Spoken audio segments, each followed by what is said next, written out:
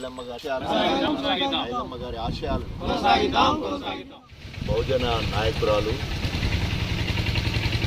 తెలంగాణ సాయుధ పోరాటంలో ముందుండి ఒక మహిళా నాయకురాలిగా ఇసునూరి దొరలను రామచంద్రారెడ్డిని మరి ఉరికించి ఆయన మీద న్యాయ పోరాటం చేసి చట్టపరంగా ఆమెకు రావాల్సిన హక్కుల కోసం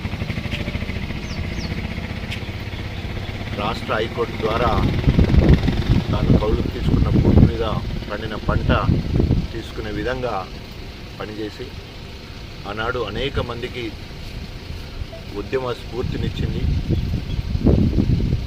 రైతాంగ సాయుధ పోరాటంలో సభ్యురాలుగా కూడా ఆమె ఉంది.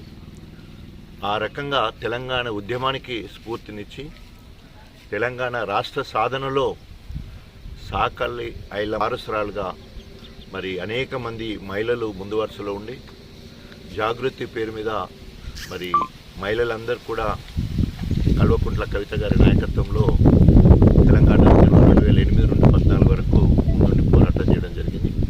తెలంగాణ ఉద్యమం ద్వారానే చాకలి ఐలమ్మ చరిత్ర మొత్తం కూడా బయటకు వచ్చింది.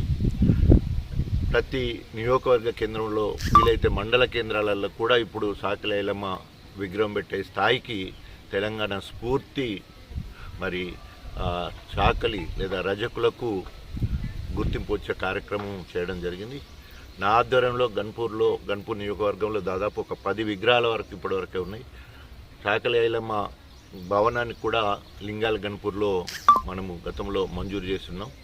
సో ఆ రకంగా మరి ఆమె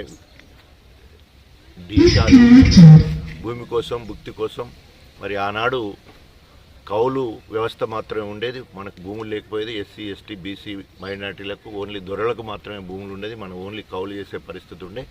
ఆ రకంగా భూమి కోసం భుక్తి కోసం కొట్లాడిన నాయకురాలు ఆశయాలకు అనుగుణంగా మనం అందరం కూడా పనిచేయాలని కోరుకుంటూ సెలవు. జై తెలంగాణ.